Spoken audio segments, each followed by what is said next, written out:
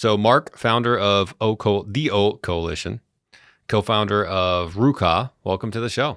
Thank you. Good to be here. Yeah, pleasure, man. Glad to have you. I always do a quick cheers. Hey, all right. Sometimes to your electrolytes and my liquid death.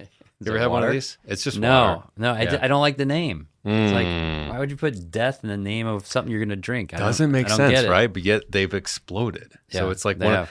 and I think, they're, I don't know if you know much about their brand, but they're on a mission to kind of eliminate or keep the planet healthier, death to plastic, that type of stuff. Got it. So it is like a good powerful death. mission for them. Good death. Good death. Not all death is bad That's death. the stuff and not the good stuff. But I think when you just hear that, and I think that's the whole point, is people see it and they're like, liquid death? What the hell kind of stuff is that? I offered to someone, he's like, I'll take some water. I go, I got liquid death. He goes, oh, I don't want that stuff. It's got all kinds of, and I go, no, there's literally nothing in it. It's just spring water and carbonation. Yeah, And he that's was good. like, oh, okay. He tried it and he liked it. So, yeah. So I was looking at the Optimal Wellbeing website, obviously doing research on LinkedIn and that kind of stuff. And one of the taglines that caught me on the site was, and this is kind of the main headline, was the happiest, the most engaged, optimally performing people have a number of things in common. I would love to dive into those things. I know you're a man of impact and faith, and you like to give. And so I thought we could help some people out today, specifically founders, entrepreneurs, and aspiring ones. So there's a ton of stuff to get in here. Where do we start with all this? Because it's like a lot to unpack, and some of it's heavy, and I'm down to go there. I'm down to get deep, and that's what we do on this show. So we'll do it. We're on a mission to be the realest room in entrepreneurship. Just we get into it, we don't hold back. Sure. But if we're looking at, hey, if I want to be happier, if I want to be more engaged, if I want to have optimal performance, where do we start with all of this? So it's really interesting because this all stemmed from personal experience. I built and sold a tech company. I've started multiple companies, been talking, coaching, writing. And one of the biggest commonalities that I see out there is division within the self. So what does that mean? So if someone's divided within themselves, we're at that level catering to an aspect of who we are that's dissociated or disconnected from our true nature. It could be that we put on a show or a mask or a storyline that we then have to uphold. And so if we're upholding that takes energy because it's a false uphold. It'd be like taking weights at the gym and holding them, and come back 3 hours later, you're not holding them anymore. They get heavy. Yeah. Well, imagine holding up this idea of who you're supposed to be, who someone told you to be, who you thought if you were that you would get happiness, well-being, wealth, whatever it is. It doesn't work. It has to fail. And so I went through massive failure only to get to center, only to get to a place where it's like, wait, instead of waiting for people to wake up and realize they're holding those weights up for hours and days and weeks and months, and the tension's like really, really uncomfortable and harmful, point out like, hey, you're holding these weights up. Why don't we put them down just for a moment? Like you can pick them up again if you want. Yeah. Right? Because some people don't want to let go. Just funny because it sometimes harms them, but they're still holding them. But that's what they're used to. Right? So if someone were trained with that kind of mindset since kindergarten, it's kind of what they know. So you give someone space to let go of what it is they've been hanging on to, take a nice breath, realize like, hey, wait a minute, what is it I really want? And when you get back to that center, that's where the wisdom, that's where the happiness, the clarity start to emerge. Now, it's not, instant. It's a process, but the process can go really quick with the right leadership, with the right guide. And it can only be done by the person, so no one can do it for you. But when you're ready and it's like, wait, my life's not as fulfilling as I once thought it was. I started this company because of X, Y, Z. Now it's burning me out. Whatever the storyline is, like, hey, that's the time to say time out before you burn out, crash, and lose what it is that you had, so diligently put effort into. Let's reset, get back to center so that the fuel from the unification within yourself can be used to propel the next stage. I was going to ask is your childhood something that really matters, or is it an excuse? But it sounds like we're going to get into that it does matter. And it's how you formed a lot of your beliefs, and those weights and a lot of those things come from that. So if we can if that's the right order to go in, to go back and say, how does your childhood affect who you are today? Sure. And I would say a lot of it depends on the effectiveness of the integration of the events. So a lot of times, children are brilliant, innately. Yeah. They're brilliant. So if you're in a harmful, toxic situation, a child is going to find ways to protect others, to navigate, to know when to come into the room, when not to come into the room. I mean, they know. Mm-hmm. And in the knowing, there's this awareness. But because there's so much pressure on the person to conform in order to get love, to get acceptance, often by the age of 4 years old, a child will leave and dissociate from the true nature of their self in order to create the mask that mom and dad really want, or whoever the caretaker is, to fit in, or protect, or whatever it is that they needed to do. And so those are just innate, like natural tendencies of survival. So what happens is those become patterns that replay in school. Oftentimes they replay in work, and they can replay in marriages and throughout someone's life, unless someone says, all right, wait, I've revisited this type of relationship 4 times. Maybe there's something going on in me. And when someone says that, then there's an opportunity to start seeking. And when someone seeks, they're going to find it, because the answers ultimately are going to be within themselves. But you got to dismantle some of the storylines and the belief systems that are dysfunctional in order to get back to something functional that could be constructive. Does it make sense? It does make sense. Yeah. And it doesn't need to be like 20 years of therapy. I mean, this is a there's a pattern process that can easily break things down, get someone back to center, recognize like, hey, you're not a victim to your past, right? Your childhood actually created everything you need in order to create what you came here from a divine purpose to create. So there's nothing in that way. And it may sound like, wait a minute, all this bad stuff does happen. It's like, well, yeah, we'd like it to be different. And yet the formation of someone's childhood, if it's integrated properly, can really fuel a really productive and happy adult. So much to unpack there. I wanted to bring up something that I've heard from Tony Robbins, which he said, he always asks people, whose love did you crave more growing up? And if they say, it was my father, then he says, okay, who did you have to be for your father? You ever heard this? And does this make sense to you? I haven't followed Tony a lot. I'm aware of him, and I've seen a couple of his things, so I probably have heard something like that from him. But what are your thoughts on that? Do you think that matters, that who you crave to love for the most? Like, was it your mother, father, grandparent? What was it? And then who did you have to be for them? Because he seems to think that is a big shaper in terms of, and you kind of alluded to it earlier, which is who did you have to kind of be as a child to get the love and the attention, or to be safe, or whatever it is. Yeah, it's right on. Yeah, it's because when you recognize that, another way of saying it, a teacher taught me that, we're born with the files, like think of a computer file, the files of mom and dad. Yeah. Right. They're all like, and they might be active, they might not be active, but they're latent. They're there. Mm-hmm. Just like, if you take 2 computers and you combine them, put everything on another computer, you've got the upgraded operating system, the latest and greatest hardware, but you still have all that software stuff. And so if you call up that file, right, if I'm on a computer and I say open, MS Word or Google Chrome, it's going to come up. Pull it out. Right. If I type in a search, like a certain name, it's going to pull everything related to that name. So there's files. And so we get resonated, from a file structure that sometimes we're not even aware exists. It could be ancestral, but it's in us. And so when we think of how that relationship with mom or dad or whoever our caregiver was, like, what was the question? What do we have to become in order to get Who did we have to be for them? Who do we have to be?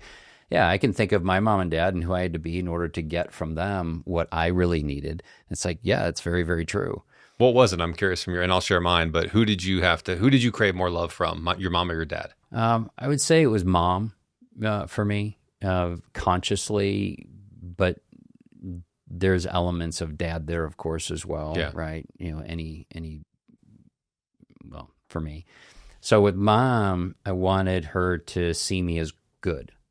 I just wanted hey, I wanted you to see me as good, because if I wasn't good, my dad traveled a lot, she would then tell him when he got home, and then he had to come home and be the disciplinarian. And so I wanted her to have a perception that I'm good. And then as I got older, it became, I wanted to be productive, because that was the high mark of measurement of that generation. It's like, hey, are you producing well-rounded, productive people? Yeah. It's like, so I wanted that. So I wanted to prove hey, I can contribute. I can do something that's valued. And so that was how it was. It was very simple. Were you not doing stuff that was valued in your younger years or high school or? It's perception, right? So I wouldn't say, I grew up in a really nice, loving home. Right. But we all have our stuff, right? And so one of the things that I recognized was mom celebrated certain people, right? So she looked out in the world and would give us examples oh, look at what Uncle Joe's doing. Look at what so-and-so's doing. And she would celebrate. Her father, my grandfather's an entrepreneur, and she'd celebrate certain people and be like, oh, that's who mom approves of. I want to be like that. Interesting. Right? Yeah. So it's subtle, intentional or not, but kind of brilliant from probably a parent's perspective a little bit. But what it didn't do is allow me to see me in my full expression of who I could be, right? So I was trying to become rather than being. And that's the disconnect that I've learned, okay, that got me somewhere, but it actually created and set up for ultimately a crash that then allowed me to say, okay, who really am I? What do I want to create? And not what do I want to create for? Interesting. How about you? I would definitely say, I think you're right too. It's not one or the other. It's whose love did you crave more? And I would probably say my dad's. And I would say who I had to be for him was probably, I don't want to say perfect, but just if you messed up or you got out of line, it was, a little bit of a problem. Obviously it wasn't abusive or anything, but he was pretty stern, pretty serious most times. And I feel like if you're helping him out do something and you kind of misunderstood the instructions or something, he just kind of what are you doing? You know what I mean? He wouldn't berate you. Yeah. But he'd just kind of make you feel like you're supposed to know that, dude, you're stupid, Yeah. And maybe that's just how I internalized it. It could totally be, but I think in my case, I kind of rebelled against that. My dad was a cop too. So there was very authority kind of household. He didn't run a military or anything like that, but it was just there was that presence there of he was the law, and definitely in high school, I rebelled against that, whether I knew subconsciously or not. I think maybe I was craving something from him. And my answer was, you're the law, you're straight, narrow, maybe to get attention. I wasn't thinking this at the time, but if I go back now and say, maybe that's what it was subconsciously. And Very then well could have been. And then I had a really tough high school. I went to 3 different high schools. I was in trouble a lot. I was just a very troubled kid. Even though both my parents loved me, we just kind of did this. We butted heads a lot, and same my brother, and to a certain extent. And it's funny, my brother went the path of Air Force and structure and authority, and he kind of followed my dad's a little bit in a certain way, his footsteps, and I went the opposite route. But then because of that sort of troubled time in high school, 14 to 18, let's call it, at 19, I got my shit together. I met a person, a girl in my life who helped me kind of get down the straight and narrow. And I obviously did some self-work myself and decided I wanted to actually build a meaningful life and not be a loser. And when I got my stuff together, it was who am I now? And I kind of had a little bit of an identity crisis, and I leaned all into Alex, you got to be productive. You got to, study hard for college. You got to work your ass off. You have to be the top person in sales at your job. I felt very overly compensated almost to show the world and my parents and everyone that you're not the bad I'm not the loser. You know what I mean? Yeah. And it's almost like emotional talking about it, because you don't think about this stuff a lot. But I just remember thinking of that. But then I would still what's funny is I would still kind of look in the mirror and see that high school Alex. And it took me a long time to be like, dude, forgive that guy. Like, you're not that dude, you know? And there'd be flashes where I would see him again and I'd be like, oh, maybe you are still that guy. And it took a lot of just years and work and thinking, reflecting and watching stuff. But I think, and then again, the next 10 years was probably a lot of like the chip on my shoulder driving my success.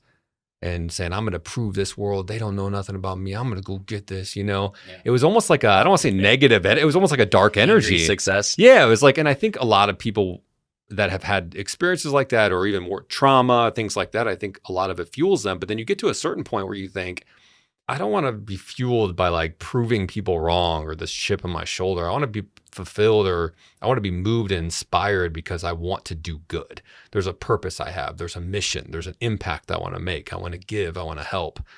And that's when it kind of started shifting. And I think I'm still going through that, but I'm curious to get your perspective on that. Is that something you see a lot of? Oh yeah. Yeah. So, and one of the things is to let, the younger version of you, right? You mentioned forgiveness. It's a big part of this, is to move through and let go of the judgments that we have for ourselves at that particular time, and to allow for grace, right? And so when we allow for grace for ourselves, and it's like, okay, you know what? I did what I did. I accept it. That's who I chose to be at that time, and there's probably good reason. We can unpack it psychologically, but we don't need to. And then you move to that anger and you use that as fuel. And a lot of people do, Les Brown, I think, made a whole career out of kind of motivating people by tapping into some of that, and there's and I don't know a lot about Les Brown, so I'm mischaracterizing him probably, but some of the things I saw, it's like, you get that and have that fire. Well, that's also a drug. Anger is a drug. And so people can get hooked on that, and it's limiting. So it will drive action, but it ultimately leads to destruction. And so anger is sourced from fear, right? So you've got your base of fear, and then unresolved fear, when it doesn't get resolved, is going to show up in a way that's anger. And then that put out into the world, it's negative and destructive all over the place. So when you got to the realization of, well, wait a minute, I don't want to be fueled that way, probably because your system is like, I can't do this anymore. I mean, this isn't working. This isn't going to lead me to where I want to go. And so innately, you know that. So now you move to the shift. And so if you look at all those stages, it's like, hey, that's brilliant. You grew up in a household where you had some control mechanisms and you rebelled against the control, which is common for entrepreneurial minds, right? Yeah. And so it was just the nature of who you were to not be kind of tied down. You wanted to be and needed to be your own person in order to create your future. So it was good. So you rebelled and you did it however you did it. Then you go to anger. It's like, hey, you know what? That did something. That got you out of the rut you were in to move into a different direction. So that was a stage, and if you think of a child growing up, they get up to walk and they fall, right? We don't punish them and say, you should have been walking 3 weeks ago. We just don't do that, right? So why would we do that when someone goes through a life phase and a change? It's like, no, we go through acceptance. We go through understanding. We get to love, and in love, we can see compassion. It's like, oh, that's why I did what I did. Okay, so now how do I want to show up? And now you move through the transformation. And the transformation has to happen in every human being. I've got a book, it's a spiritual book, but it goes through this idea of shifting from the caterpillar to the butterfly, right? They can't go through the transformation without creating the chrysalis. Well, what a lot of people do is they'll use drugs, anger, sex, whatever it is, to suppress career, ambition, to suppress the transformation. And so they're staying in this angry caterpillar stage when really the natural process is to reach up and form that silk pad and start going through whatever change needs to happen. Well, that change is not an instant thing. It takes a little bit of time, and it takes love and patience and allowance and surrender. And so that has to happen. And it won't happen until someone's ready. Unfortunately, history shows that it usually happens when someone breaks. And if you go on a macro scale, it happens when a country breaks. The country falls and it's like, okay, that didn't work. Now we'll clean it up. Rather than proactively recognizing like, okay, this structure isn't working. Let's modify it, before we crash. Well, you take that down to a business, a community, a family, and ultimately yourself. And when you look at yourself first and you can support the navigating of you to the fullness of you, you now gain faculties and intelligence and all kinds of things that were never available in the anger stage. And so you just mature in, right? It's not bad. It's just, okay, that's not where I want to stay. Let's mature in.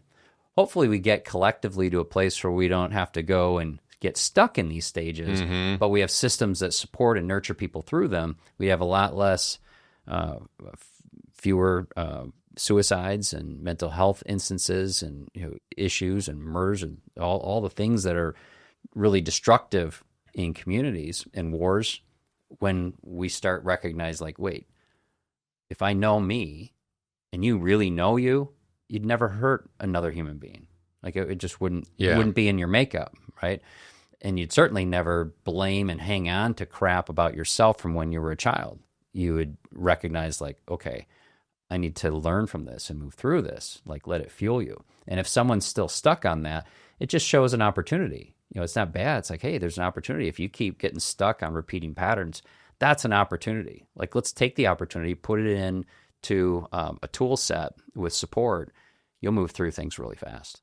Not you. Yeah, you too. No, I know. I still feel like anyone watching. I still feel like I'm the caterpillar that needs to come out still, But I think that's the exciting part is the potential. And, we're all kind of wanting to step into our full potential and really be the person that we know we can be. And there's kind of that saying of like, let's say you get to heaven one day and then, whatever you believe in, but let's say you get to heaven one day and God's like, hey, great, you made it. You did well, but this was the person that you really could have been. And it's not like necessarily more successful or this or that, but they're showing you, wow, the father you could have been, or, the business you could have created, or the people you could have gave back to or helped. And you got to kind of look at that person and be like, damn, I could have been that. Yeah. Did I show up? Yeah. Do you feel like you're showing up to 100% or? So I have a unique story because I so didn't show up early in my life, or at some stage, that the contrast is significant. So I'd say I show up 99% of the time. And when I notice that something's off, my system is just like, okay, we got to look at this, right? We've got to really say yes to going into something that in my past would have been really uncomfortable to deal with. But today it's like, oh, here's an opportunity. And so I'm more like that, like, oh, here's an opportunity. Let's look at this. Like, what's this showing? What's it revealing to me? And so it's a different world. I mean, once someone goes through a stage of caterpillar to butterfly, it doesn't mean that, okay, life's over. It's like, no, yeah, right. No, now your next stage of development can mature as well, because that butterfly has to flap its wings to dry the wings to even take flight. And then it's probably scary as crap to take off when the caterpillar mindset was stuck on a leaf in a tree for its whole life. It's suddenly like, whoa, how does this thing work? Yeah. Right. And so when people go through a transformation process, that's kind of how it is. The superhero, I love the Spider-Man, like Into the Metaverse, that like cartoony one. And the early stages of the web coming out and the crawling, it's chaotic. He's falling all over the place and making a mess. Like that's what happens. Yeah. You've got these new skills and capabilities and access to resources that are innate within all people. Not all people have it equally within them, but all people have within them the optimal pieces for them. Right. And so some people are going to have different skills and interests and gifts, but the ones that you have, we got to make sure that those come online and can be fully utilized. And you're aware, like, okay, how do I implement these? Right. And as you navigate that, inspiration starts to come as you start moving toward your purpose. to now marshal it to do something good for the whole. We're all part of another faith thing. We're all parts of one body. It's like, well, the toe, if it tries to be a hand, is going to be a lousy hand. Right. So stop trying. Yeah. Like, be the best toe you can be and embrace it. And a lot of people are out there angry and think that they're horrible hands when they're on the feet. And it's like, well, of course you're a horrible hand. Like, don't stop thinking that you're supposed to be. Mm-hmm. So what were some of the earlier things for you that were causing you to not show up 99%, if you don't mind sharing? Yeah, so it was really, I felt very insecure as a kid around 7th grade, hardest year of my life. And a lot of changes happen around 7th grade, and I was slow to physically mature. So there's kids going through puberty on the other side, so you got boys and girls and all this, and I'm kind of a younger, less developed kid. I was of small stature. And suddenly that year, I lost all my friends for whatever reason. I didn't understand what was going on or why, but it seems like everyone rejected. Now, were they really rejecting, or were they just saying yes to something else and I wasn't that thing, right? If the bigger guys wanted to play football and I wasn't big and wasn't going to play football, it's like, okay, well, they're not rejecting, they're just choosing something else. But I took it as rejection. And so I did a lot to try to get people to like me. And that was a big dissociation. It's like, okay, if anyone out there ever tries to get other people to like them and then they don't like who they are, they start, and I did, becoming who they need to be liked. And so I became a chameleon, and I could be liked in different circles of people. But I lost touch with, like, who am I? Because I'm with people who don't even believe what I believe or aren't even doing what I'm even interested in. But as long as they show affection and inclusion, that was what I was seeking. So that was a big part of it for me. And less at home, because at home I had security and that. But it was like, for me growing up, who cares? Like, to me, like, who cares? I don't care about mom and dad. Of course, at that they love age. me. Yeah, I want my friends to like me. Right. I want the girls to like me. For my life. Yeah. What do you think it is about that people want to be liked? Most people are obsessed with, they want to be liked. They don't, it's like just how we show up for anything. It's like, oh, I'm going to say this a certain way because I want to be liked, or I'm on a date and I don't want there to be any awkward silence because they might not think that I know how to have a conversation, And we just constantly obsess instead of just thinking, I'm just going to be me, and the people who love me and appreciate me are going to flock to me, and the people who don't are not, and I'm cool with that. Yeah, I think it starts with, for me, it was judging. Right? As long as we're judging ourselves or others, and it doesn't have to start with yourself. It could be you see something and you're like, oh, da da da da, or someone tells you, like, you see that guy over there, blah blah blah, and mom or dad or uncle, aunt, somebody inserts information. It's like, oh, well, I don't want to be like that, because if I am, then they're not going to like me. So now I've got to make sure I'm not like these people that the people that I care for like. And so watch judgments in your life. That's a big part of it. That is a big one. It's huge. And then once we come into contact with what those judgments are, if we consciously dismantle them, literally by saying, oh, wow, I'm judging the blah, blah out of these types of people. Why? Well, maybe there's fear there. Well, the fear is, if I'm ever even close to being like those people, I'll be rejected by these people. And I can't stand the possibility of being rejected by these people because they're my family or they're the best friends or whatever it might be. And so you see a lot of this polarization, and we see it massively in society, but you see it on the micro. So we can't change the macro before changing the micro. We can only change us. So if we recognize, like, oh, what am I judging? And start declaring, like, okay, I release judging these people. I allow these people to reject me. Doesn't mean you want that, but you move into surrender and allowance. I allow these people who I crave their attention. I thought they were just like the cat's meow. I need their love. I allow them not to love me. I allow for that rejection. So I allow that, and I release judging these people, right? So now all of a sudden, if I've got these tethers, the weights that I'm hanging on into the gym, and I've been hanging on to them for 30 years, I can lay those down. suddenly now that energy can be repurposed. It's like, okay, am I needing anything else here? And now we can look, at other areas we're judging externally or internally and start dismantling those. And as you release the judging process, life will change for you, and you won't need or care what people think. It's a process. It's not like tomorrow you won't, but you'll notice over time of practicing this that you'll be more comfortable in more situations. So maybe on that next date, you won't be so concerned with saying the right thing, right? It's allowing yourself to say the wrong thing. But why did you want to say the right thing? I'm guessing it was because you've either experienced or witnessed people talking about or judging others or you when they didn't say the right thing, or you saw it in a movie or in the news or whatever it was. And so you're observing, and your mind's always like, hey, how do I protect? And so as we release judgment, we start to enter into an awareness of center. And the center is to let the mind be a servant to us, not the master. And and part of that is to release this just judgment. It's not the only thing, but it's a big part. I think it's also just freeing to not walk around judging people and complaining, I think is the other one too, right? And I think for me, when I'm with my loved ones, I try my best to really call it out if you see it.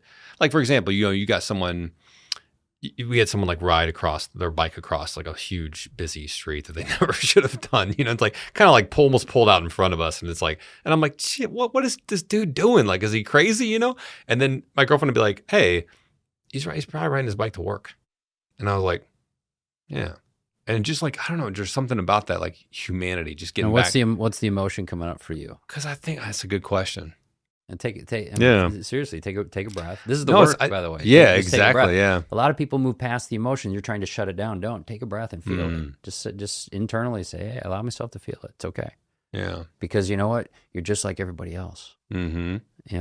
And so by opening it up, it actually allows for other people to see like, oh, wait, all right. Yeah.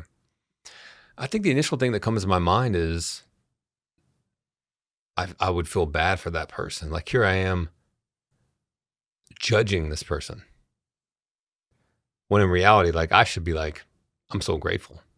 I have a nice car. I'm driving. I'm healthy. I don't have to. I don't even have to be at work at a certain time. I'm an entrepreneur. I set my own hours, right? That's one of the benefits of doing this. But I think it comes from just like genuinely feeling for that person. Yeah, compassion. And then a little bit upset with myself for, why would you even think that? Right. So now you're judging yourself for judging. Right. You can't do that either. Yeah, that's true. You can, but it's not healthy. Right. But so when you get to compassion, one of the opportunities we have is to say, oh, you know what? I'm going to do better next time. I'm going to be more aware. Your girlfriend showed you something like, hey, is there another way to look at this? Right. And so a way to interrupt is just to allow for a breath to be there. So notice the energy coming up when you're about ready to judge. And instead of saying anything, just breathe. It's like, okay, I think this, but is there another way to look at this? And as soon as you say, is there another way to look at this? The mind will give you other ways. It's like, oh, well, he could be going to work. Like maybe he just got a phone call and someone's injured and he's racing. And, right. He's just not paying attention. Right. Maybe he just got some bad news and he's in his head. And like, thank goodness, like go to gratitude. Thank goodness you were aware enough not to hit him. Right. Because that would have been bad for everybody. And then say a prayer like, hey, bless this guy. God, go with this guy. Keep him safe because he's not thinking. He's not being aware right now. So you shift and you did it. So next time you just do it better, right? Because now you're more aware. What's the benefit of walking around having that attitude or perspective? Let's just say for a founder or entrepreneur listening right now, why does it matter to them? So when someone's centered and they're fully aligned with who they truly are, there's a divine connection where you become aware of things that are beyond what normal intelligence would be aware of. So a salesperson who does this might meditate for 15 minutes in the afternoon. And the intention of the meditation is like, hey, where do I spend my time this afternoon? And while they're meditating, they see 3 names, right? It's like, okay, what do I do with these names? Call them. Pick up the phone, call them. Turns out they just got 3 meetings, right? So how did they know to call them? Now, if they just went through the busyness of, oh, well, I have this list to go through, or I have, my boss needs me to do XYZ, and they didn't pause to center, they would have missed the insight. But they know, like we know beyond knowing. And another Spider-Man reference, how Spider-Man builds the web and there's the spidey sense and you can kind of sense. Mm-hmm. We have that intuition, and it becomes active. Mm. And innate within everybody is this inner guidance system. It's legit, just like a GPS. But most people don't have it active. And if it's not active, there are ways to activate it.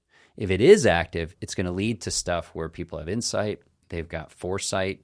If someone can see 4 steps ahead, suddenly they're able to see 12 steps ahead. So it expands, capacity. Plus, if you're in a centered state, you're going to align with people who are in a centered state, and your collaborative efforts are going to be amplified. So if you create from anger, that ultimately has to end, and it'll end destructively. Mm. But if you create from love and you create collaboratively with others that are in that space, you're going to find that what you can create will have a faster rhythm to it.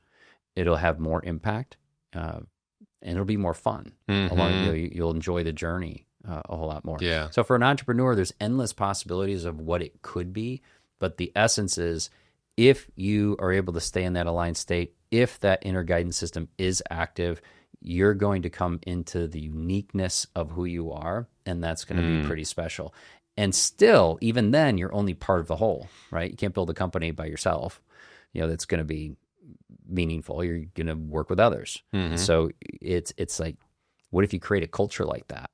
That's a powerful dynamic, and that's why, this book, Awakening Your Optimal Workforce, that I wrote, it talks about the 10 elements of well-being, which is something that we have an assessment and a program and all this with optimal being. Yeah. It's like, hey, if you can foster a culture that recognizes how to bring someone into the center of who they are and let go of some of the stuff that's pulling them back, you now fuel your organization and you give them a great gift, because it's not going to affect them just at work. It's going to affect them at home, and relationships are going to be stronger and last beyond what most relationships last today. And, there's going to be better parents, better children, there's the better human beings in the community. Some of the stuff when you talk through it seems like just, I don't want to say common sense, but it's just like, it's very simple, but it's not easy. It's like some of the stuff you can look at people and patterns and yourself and others, and you can say, well, this is not good for you. This is not good to think like this. This is not a good behavior that's serving you. But then it's just hard in practice for certain people. Is it that they hold on to the, it's the fear we talked about. Is it the comfortability too? Because you see people making bad choices every single day, or you see I talk to a lot of entrepreneurs that I feel like they're just slaving away their life, and they're missing out on all these opportunities with family or kids, or just to do something they really enjoy. And they're like, scale, grow. And I'm all about growth. I think you do need to grow as a person and evolve. Yeah. But sometimes it feels like that's like the centerpiece of everything there is. Like I have no time because I'm just constantly doing this or traveling or this. And it's like, they don't have to do that. Like they have money in the bank. They have a good business. Like they can continue to grow. And then they just add all these other things. And it's like they create this life they don't even love anymore. What's the freaking point? Yeah, that's a shame, and that's true though. There's a lot of people who have significant dysfunction, and then there's this hope that, okay, either the drug is the business, the ambition, right, which keeps the pain away.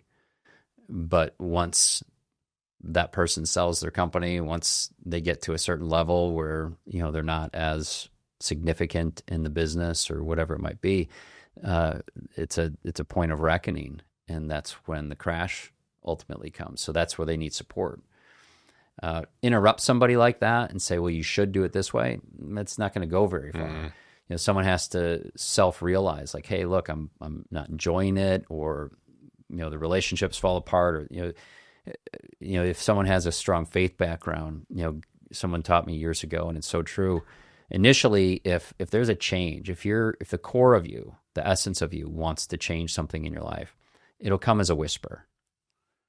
It'll come as a nudge.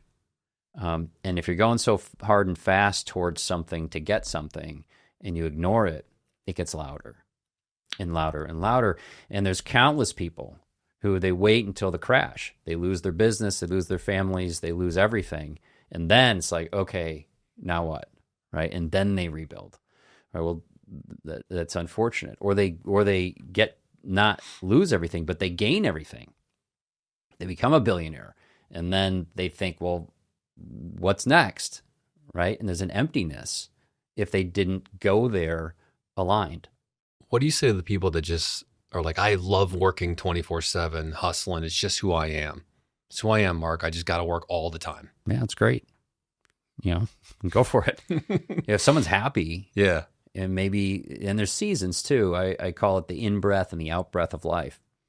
So some people on the external, the out-breath of life, they're in that mode.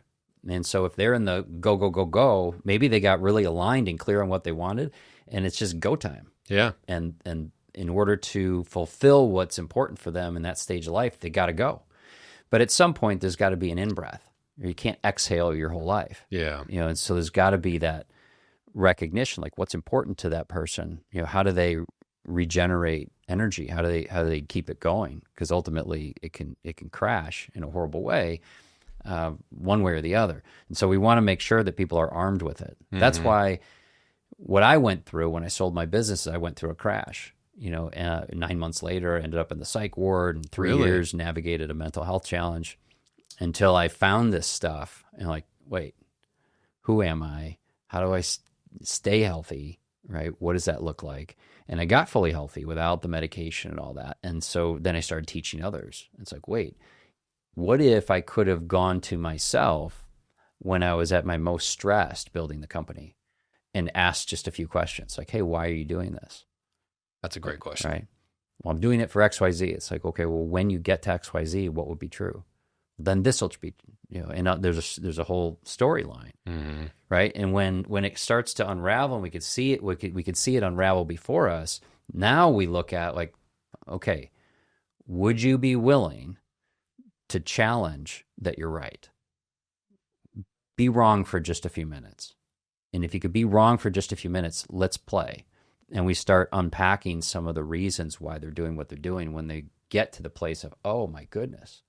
It doesn't mean they stop building their company. It means they start building it from a centered place. There we go. And now it's more fun. Now it's aligned again, right? Same business, same relationship, same whatever. It doesn't have to change. It could, but it doesn't have to.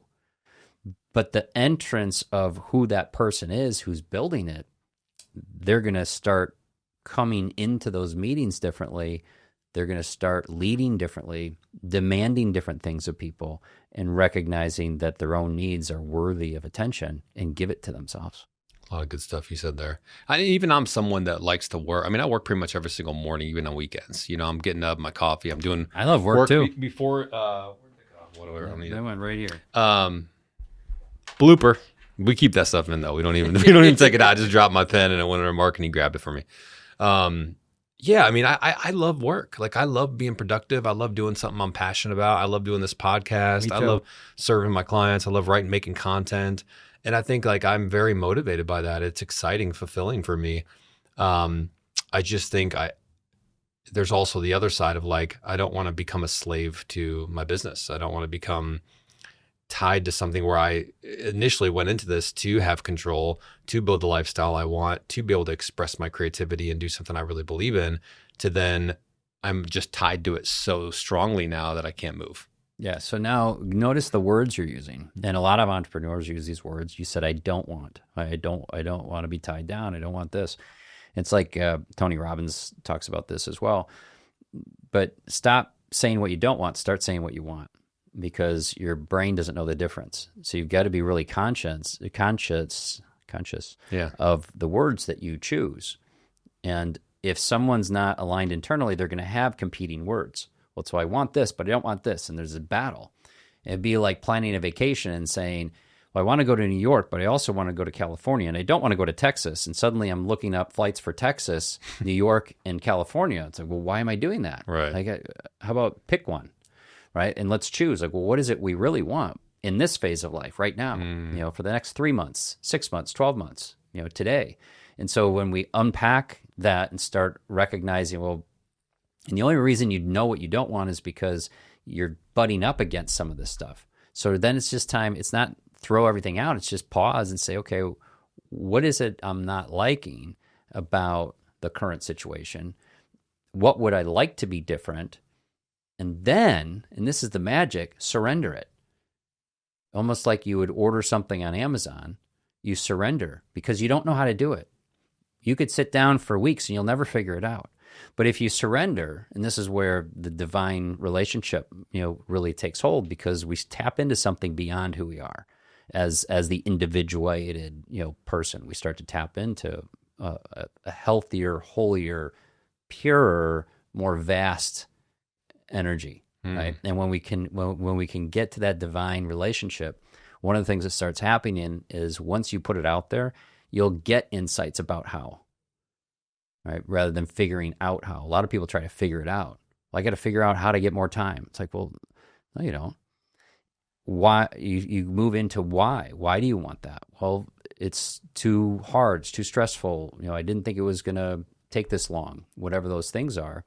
And so you move into, okay, what is it I do want? Well, I want my life to be such that after 5 o'clock, I'm done.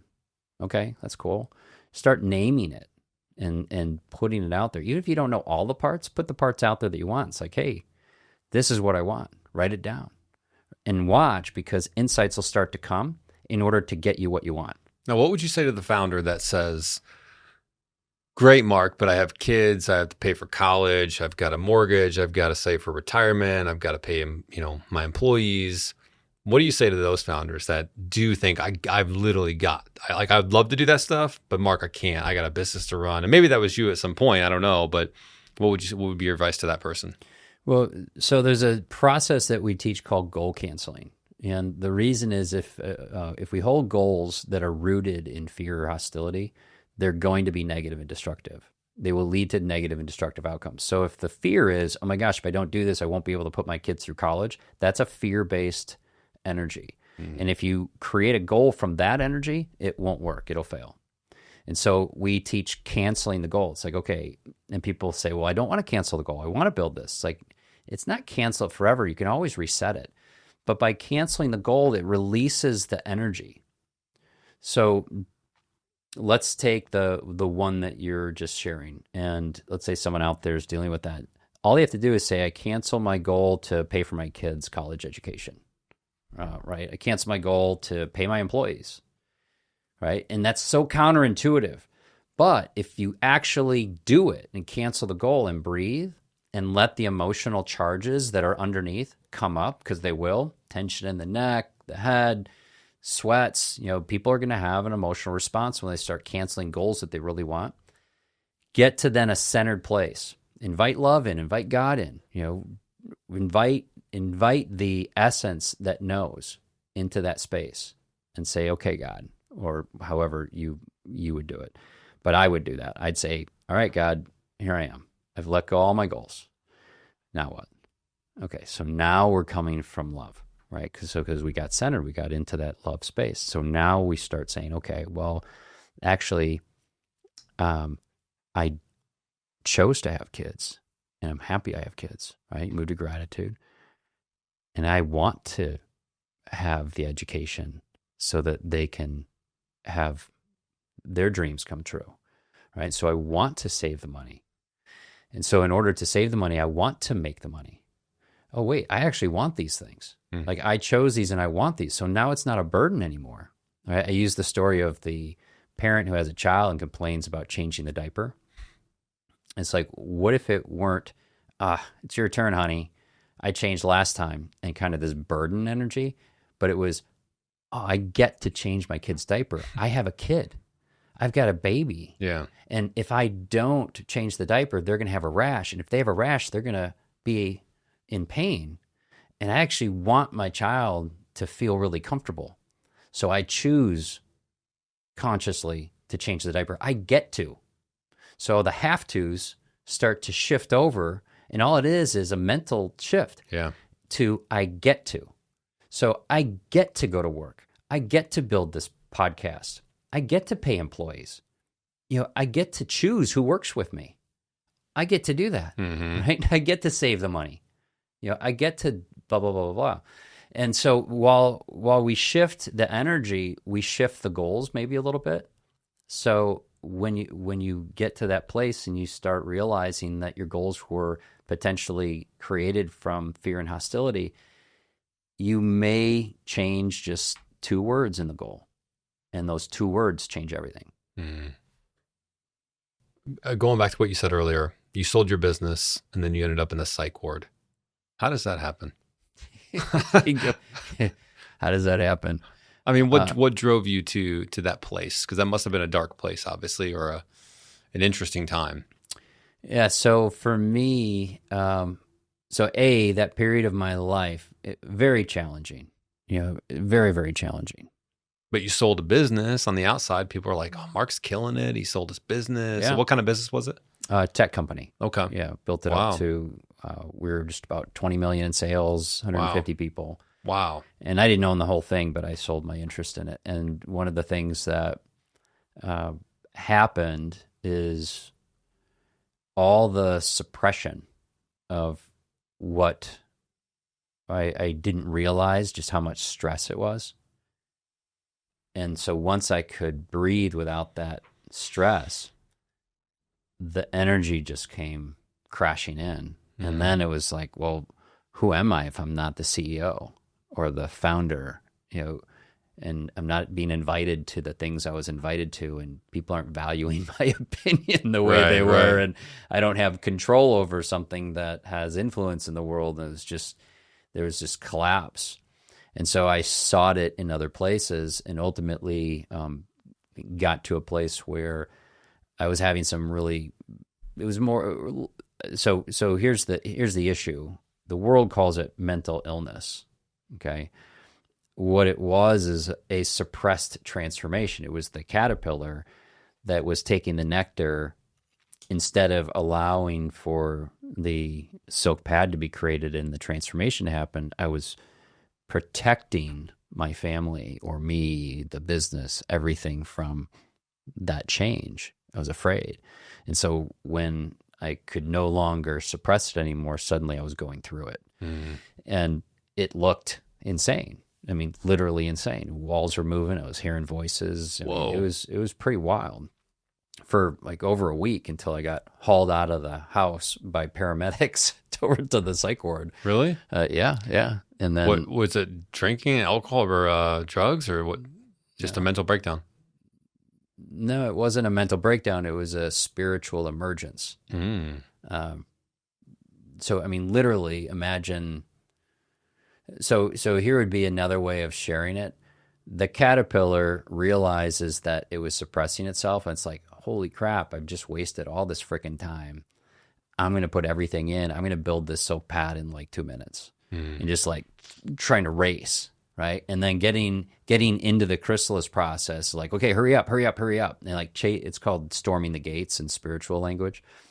And I had some experiences that were availing to me the awareness that we are not who we think we at all, from the standpoint of just physical bodies who come here and do a thing, and we've got these brains and like go through the motions. Like, we're so much more than that. And when we connect with that, it's like, wow, there's a whole universe of insight and awareness and cognition beyond what I ever thought possible. And suddenly I'm getting thrown into that without any training. And so and no one around me understood it. And so the only avenue for something like that in that sort of landscape is the behavioral health facility at the hospital. You go to the ER and they put you in there and then medicate you, and because that's what they know how to do. Right. But it never has healed anybody. Right. And so what I prayed for after an out-of-body experience while I was doing a TEDx talk, which was pretty trippy, I prayed and I'm like, hey, God, if there's a way to heal this, show me the way. And my hand lifted off my lap and I grabbed a book that was at the side of my bed. And my hands, just like this, opened to a certain page. I started reading. And it was a story of this woman. She was a 16th century mystic. Her name's Teresa of Avila, Saint Teresa. And I read about experiences that I had, and I started laughing. And my wife's like, "What's so funny?" Because nothing was really funny at that time. There was a lot of drama going on. And I said, well, if Saint Teresa were alive today, she would have been locked up too. And I had hope for the first time, like maybe this isn't so bad. Maybe there's a path through this. And it happened after that prayer. If there's a way to heal this, show me the way. And instantly, my hand moved. I didn't move it. My hand moved, like something in me moved my hand. And it wasn't the first time that had happened. Lots of stories about that, but it was so trippy. I'm going to get into that in a second. Yeah. The spiritual stuff. Yeah. If someone's listening to all this and maybe they're a founder, entrepreneur, aspiring, whatever it is, or maybe just anybody, regardless of what you do or who you are, and they're interested in this type of stuff, what is one practice that they can do on their own that is not like reading, consuming, that kind of stuff, but just what's a healthy practice that they can do daily to improve? And then what would be one book or content that you'd have them consume? Maybe it's one of yours here, but looking for those. It better be one of mine. Yeah, I mean, you got a stack here, so it's got to be something there. I've written a few. Yeah. So number one is to meditate, prayer, meditation. It's to take every day at least 15 minutes. And just sit there? And just sit there. That's hard to do. Now, I do it with a notepad. Maybe I shouldn't say that, though, because me saying that's hard to do is just rewiring the story. That's not true. Yeah. It's easy to do. It's fun to do. It's better. It's beneficial for you It's beneficial. To do. Yeah. Even if you did 10 minutes, like start out with what you can. If you could only sit there for 5 minutes, sit for 5. Now, are you thinking about things when you're sitting there? Is it hard? Because it's like... So I would say there's a journey to go on. No. Right now when I do it, my brain's empty. Wow. And I just breathe. If thought comes in, what do you do? Shoot it out? Nope. Just let it come in. And then how does your mind not go down the rabbit hole? It's like a thought, oh, I got to do this today. It's like... Yeah, it's like, acknowledgement. That's why the pad of paper. So if something does come up where it's calling your attention, just write it down. Because then you'll know, okay, I'm gonna see it when I get out of the meditation, right? So you want to have that to support you. But then what are you telling your mind? Just think about nothing, just sit there, be present and in existence. I'm trying to think, because you kind of have to tell yourself something, right? Yeah, so one way of doing it, and so they teach this in transcendental meditation where you repeat a word or a sound. Actually, in transcendental, it's a sound. It's not even like a real word. But which I've tried. I did that because I've practiced like, okay, what works for me? I like repeating a phrase that's meaningful to me from the spiritual center. Okay.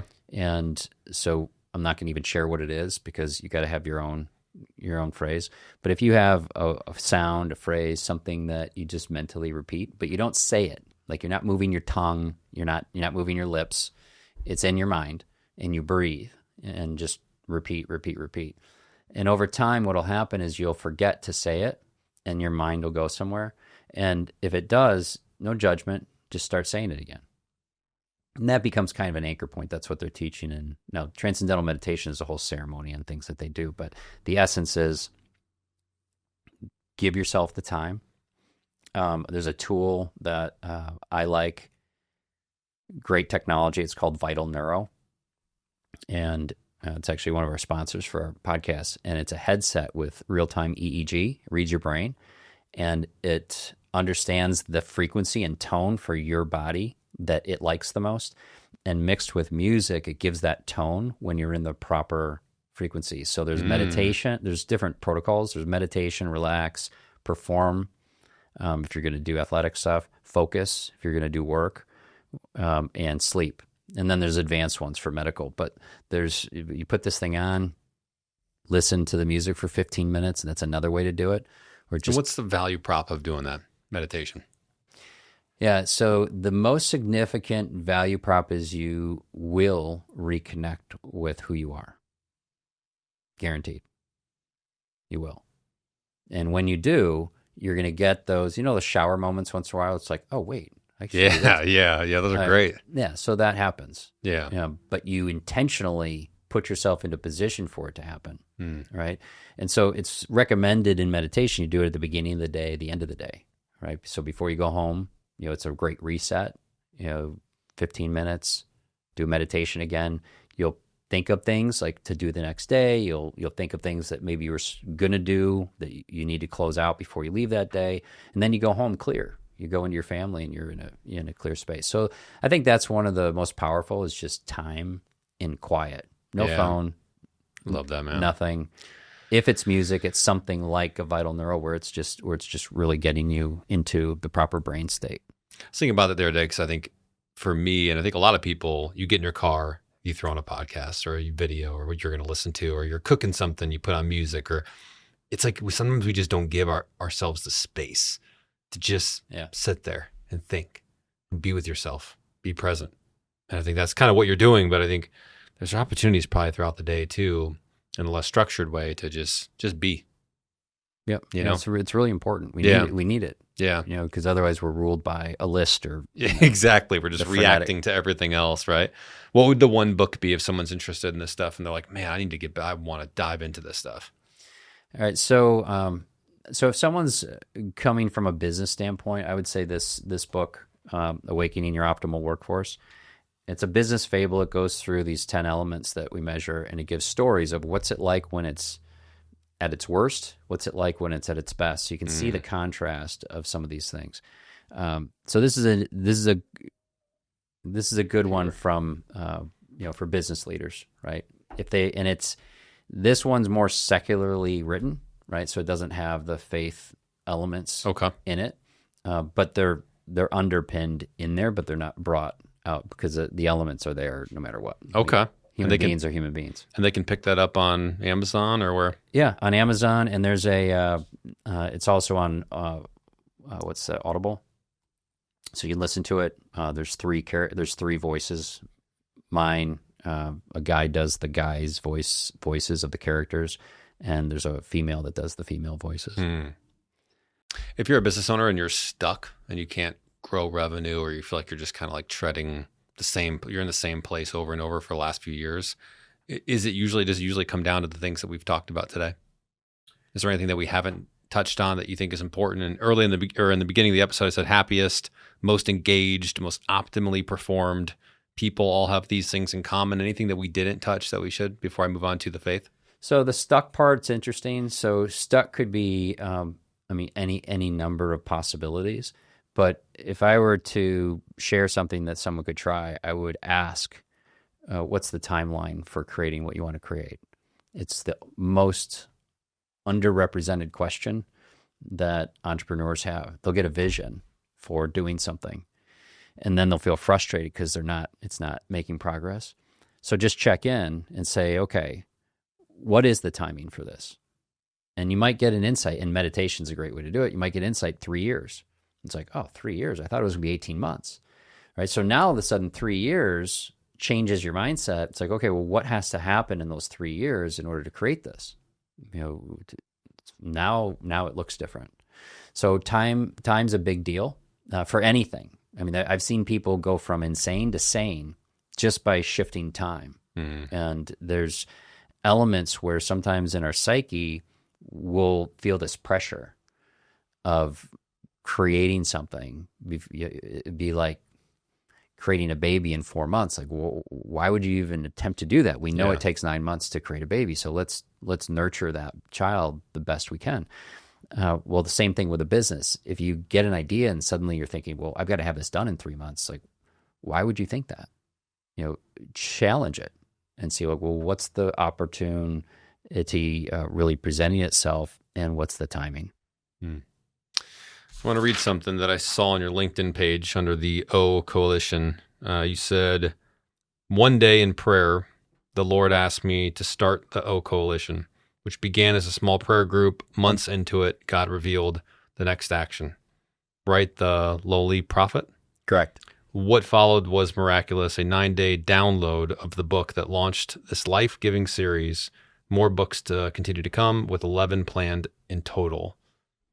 That's a pretty powerful, you talked a little bit about your hand kind of being moved. There it is, right? Yeah, there it is. Very cool.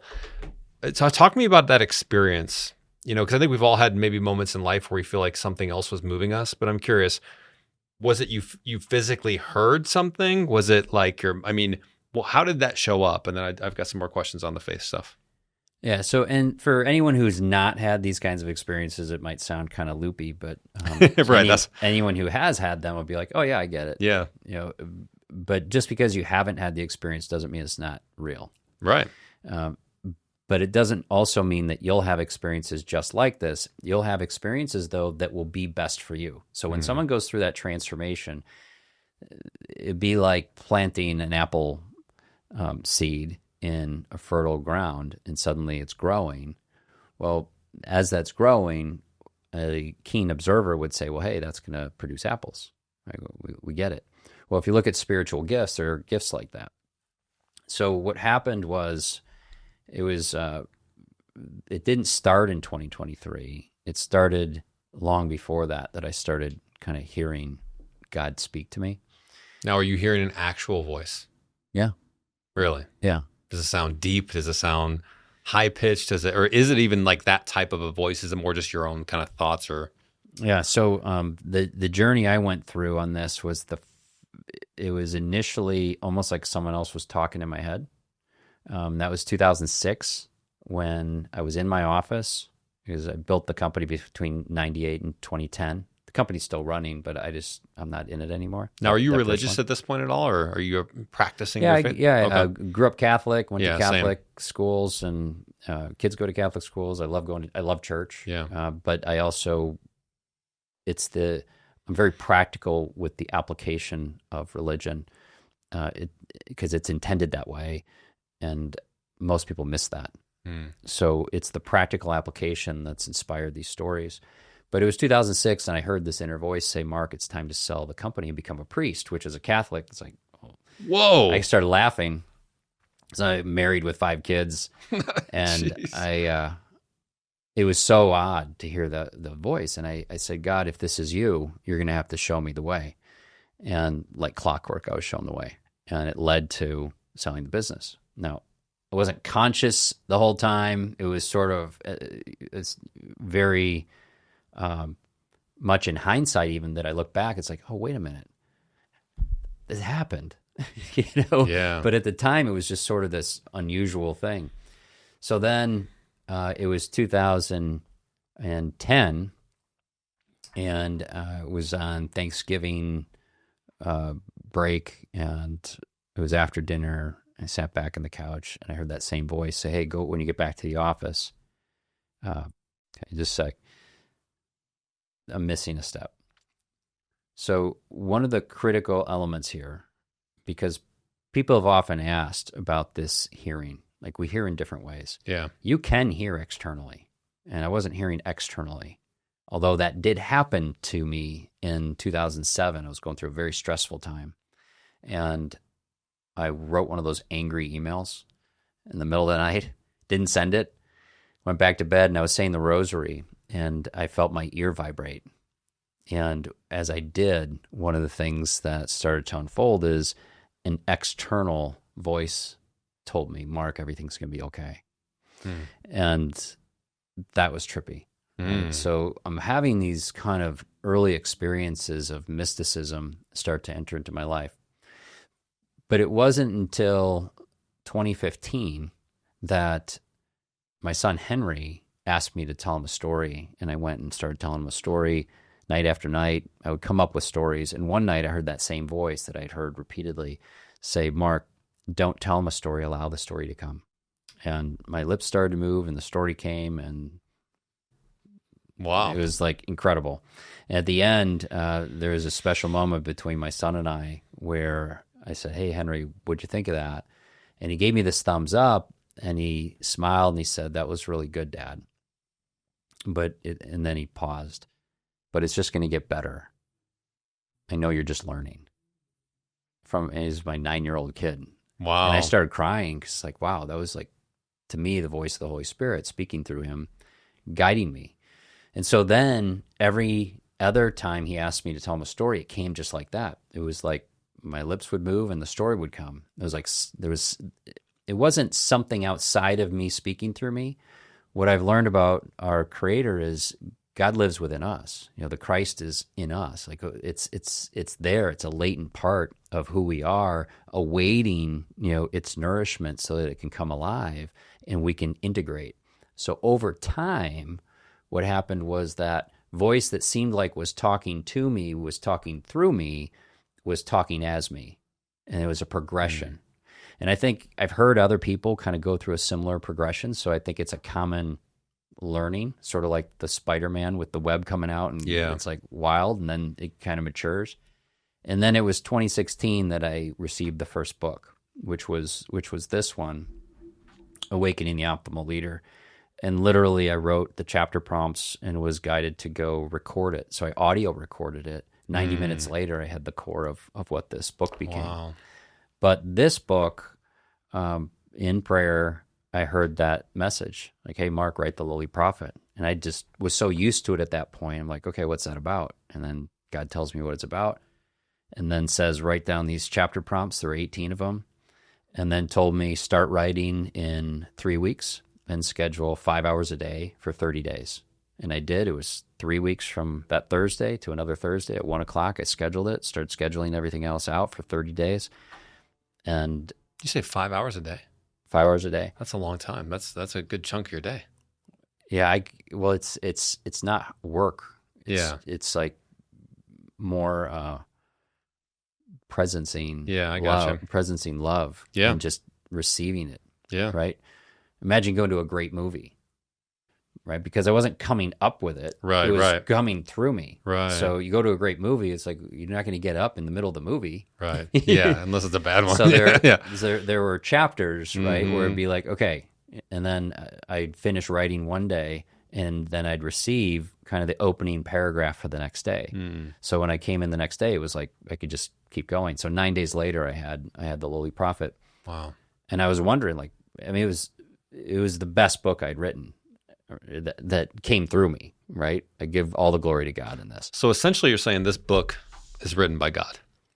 Well, the issue with that is we're imperfect vessels, right? So as best as God could communicate through a dope like me, yeah.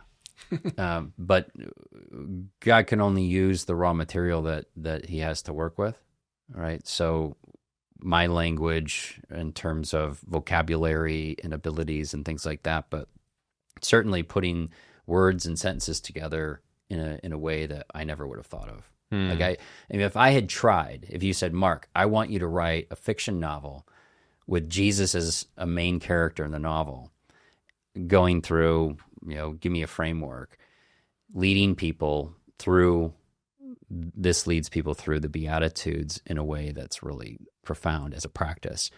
I'd still be working on it, right?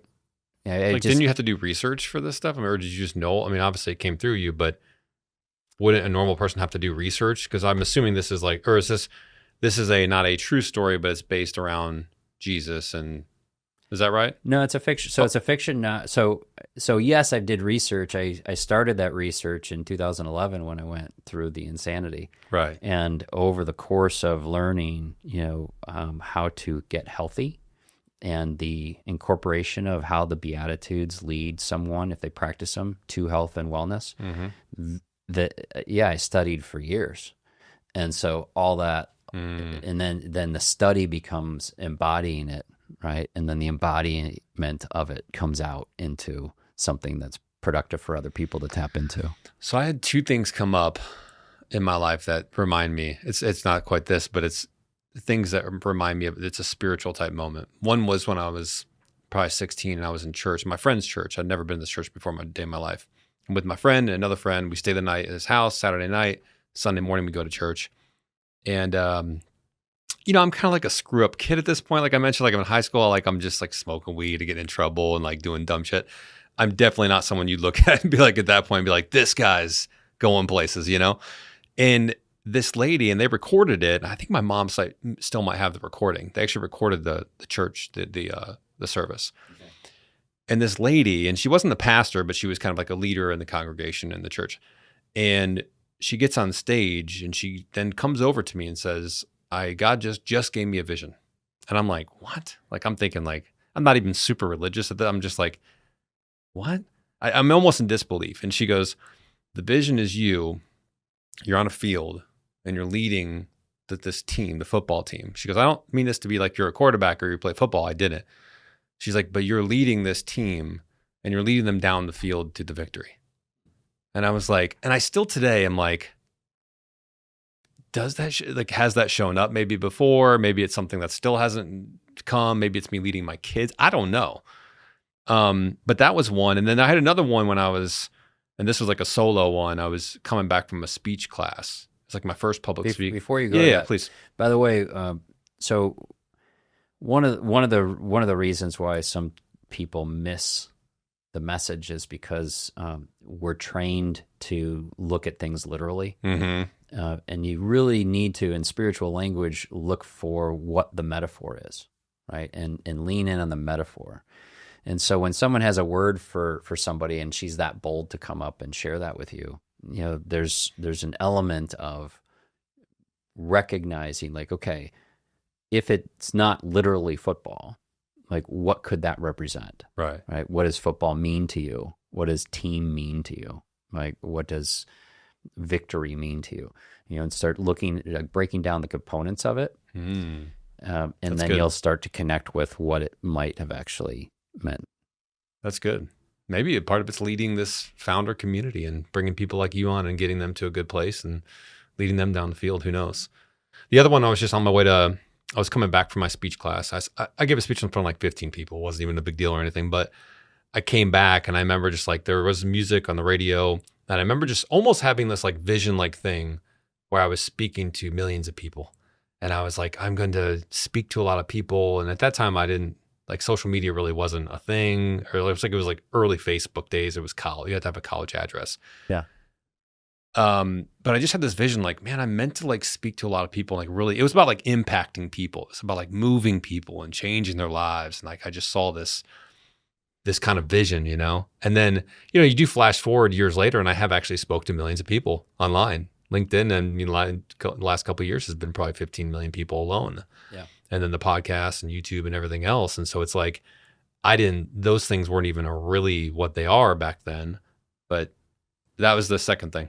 Yeah, and I'm sure there's been others, but that's to me, that's, people can call it what it is, it's, but we'll get those glimpses, right? And there's certain people that get the glimpse and then move forward with it, right? And just, okay. Yeah. But that was perhaps needed as a seed to plant so that you could step into what it is you were going to be, or just accept, like, oh, okay, yeah, that's me. I've seen it. You already saw it when you were younger. So it's probably easier to do it because you already saw it. So we'll get those insights because we all have, within the essence of who we are, it's all there, right? The apple tree is in the apple seed.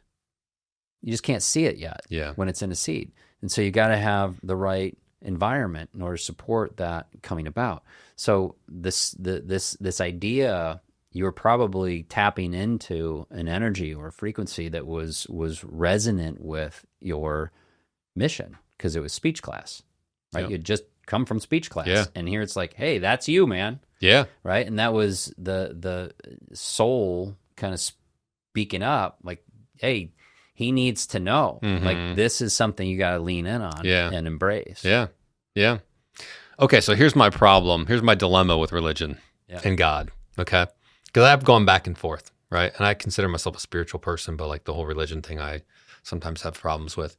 And I'm curious. Yeah. And I'm curious to get your perspective on this. Cause like, it's funny, like we're actually talking now because me and my girlfriend and my kids were like, we want to go to church and just like get more spiritual, more connected, that kind of stuff. Yeah.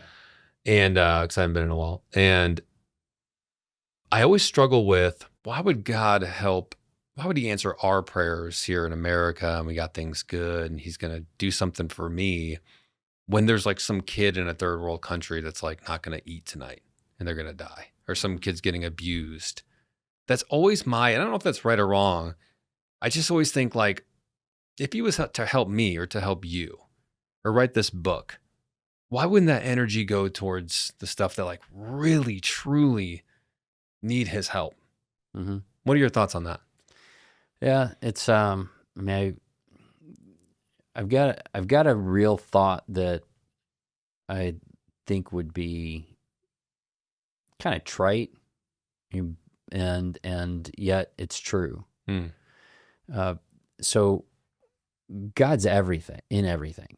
And God's in the space between us. God's in you, God's in me, God's in everything.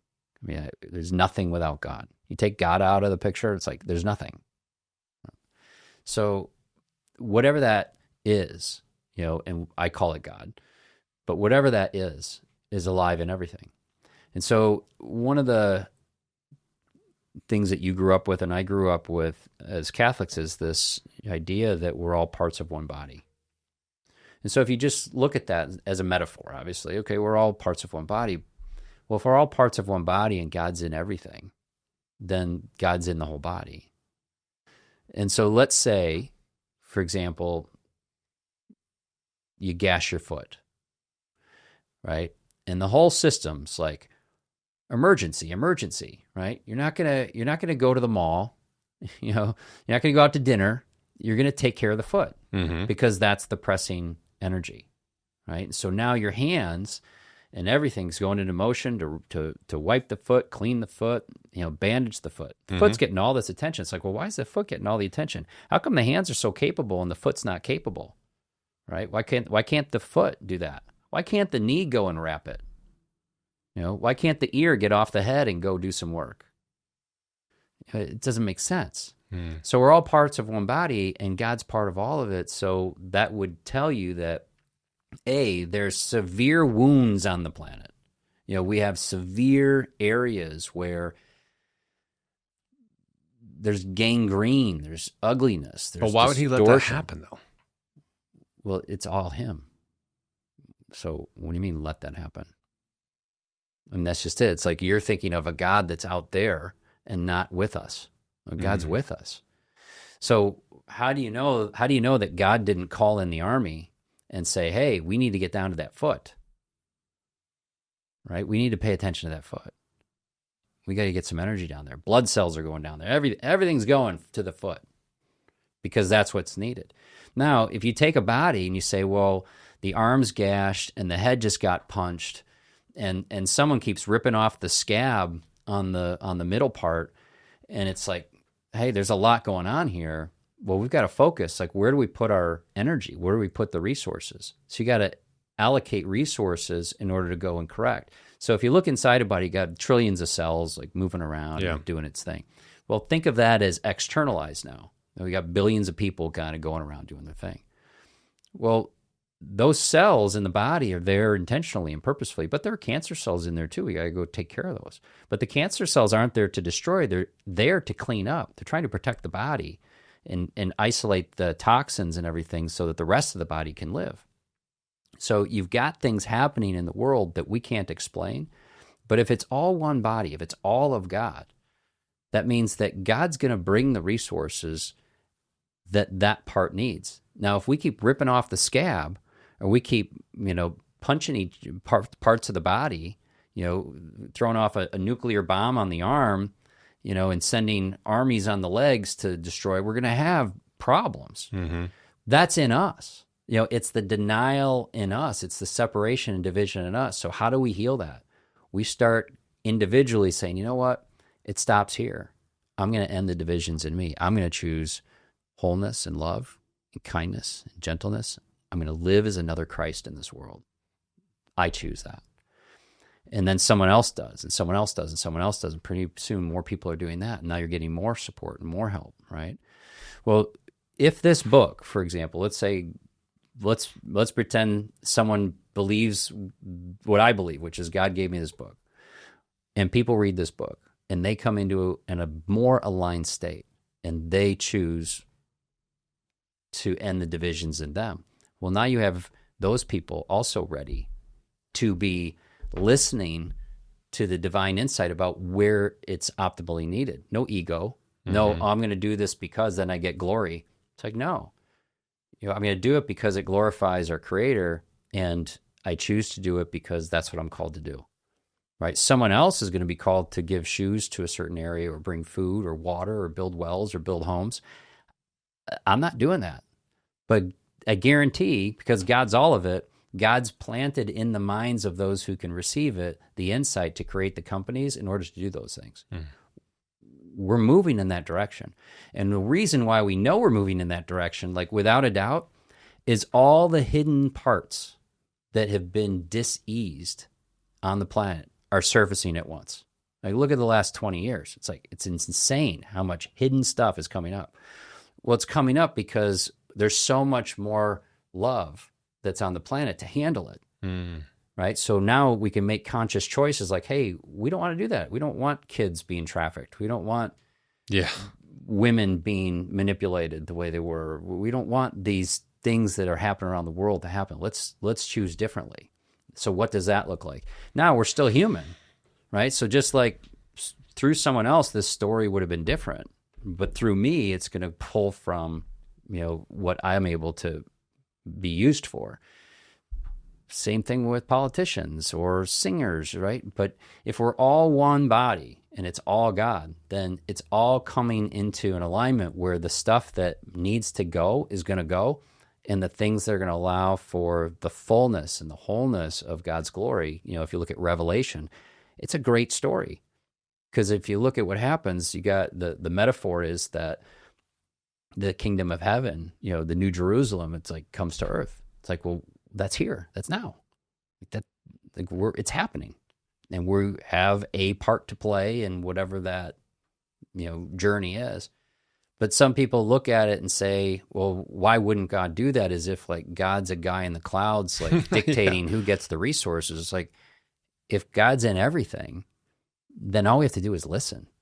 When it go back to what's the number one thing an entrepreneur can do, listen, meditate, listen, surrender, let go of judgment, forgive, like move into a space where you can be whole. And in your wholeness, you're going to have these vast skills and abilities and new intelligence and new eyes to see things through the lens of love rather than fear. And now all of a sudden you're not a victim in the world anymore, but you're someone who can produce something that's going to lift people up.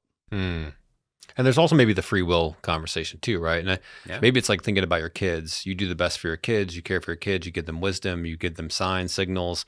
But then they go to school and someone says something mean. I can't control I'm not. You don't think God's like out there controlling every move that someone makes, right? No, even when I was guided to write this book, I'm not a puppet on a string, right? I just like, I get to change the kid's diaper. I get to write this book, right? I chose. I said yes. And I always have free will, and so do you. But what happens is the more we come into wholeness, the less we want to rebel. The less we want, because we know the ramifications of rebelling, it always ends poorly. So it's like, well, why would we do that? And who are we rebelling against? We're not rebelling against a God that's separate from us. We're rebelling against ourselves in union with God. Why would we do that? Right? We know that ends badly. So once we recognize, like, it's not that if we surrender into this divine force that we're surrendering into something that's going to take away from us. It's going to allow for life to be renewed. We die. Just like the caterpillar dies to become the butterfly, completely dissolves. We die to have new life, right? It's what Jesus came to tell us and show us and demonstrate for us. And then he prayed for us in the priest's prayer for us to have what he had. It's like, wow, like we're called to that mission if we choose it, or we can resist. But it's getting harder to resist. That's the thing. On this planet, it's harder and harder and harder and harder and harder, and it will become even to the point of impossible someday to resist. And so the resistance is going to lead to, just more dysfunction and more destruction until people choose, like, all right, I'm going to stop destroying myself. I'm going to start allowing for all the parts to integrate. That's where an awe gets restored in someone's life. It's a lot of fun. Well, it has nothing to do with religion as dogma. Yes. Right? It has to do with surrendering into an integrated self. Everyone who is going to go through that process will find God. Call God whatever you want to call. God doesn't. I don't know that God cares, but it will be wholeness. It will be that full expression of the you that you're capable of. The one you said when you go to heaven, it's like, hey, this is who you could have been, right? This is who you were created to be. What if it matched? Yeah. That'd be pretty cool. Yeah. Well, I knew this was going to be, I had a feeling, I know we only had one conversation, but I had a feeling this is going to be a really great conversation. And I really appreciate you going in depth with me and sharing your stories and that kind of stuff. And it's just an absolute honor to have you on the show, Mark. Where can people go to find you, learn more about what you do, work with you, that type of stuff?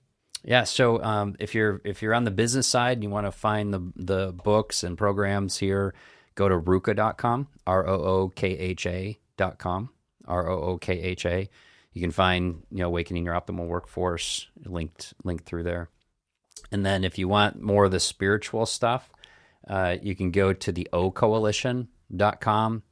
And if you go to the books page, you can start reading there's 3 books of 11, that are, there's. That's cool. Yeah. Next to, they're all award-winning books. Wow. You can start reading them for free. The first 10, 15 pages, if one lights you up, you can go ahead and buy that. The Lowly Prophet just came out on Audible, so that's available as well. Very cool. Those are two places. If you're struggling with mental health, or if you know someone struggling, we have a nonprofit called Journey's Dream, and there's a podcast there called On Your Mind with Dr. Tim Hayes, and he interviews functional, integrative, medical professionals, success stories. There's a lot of resources there that you can explore. Very cool. Thanks again for coming on the show. Yeah. Appreciate it, Mark. Thanks. Yeah.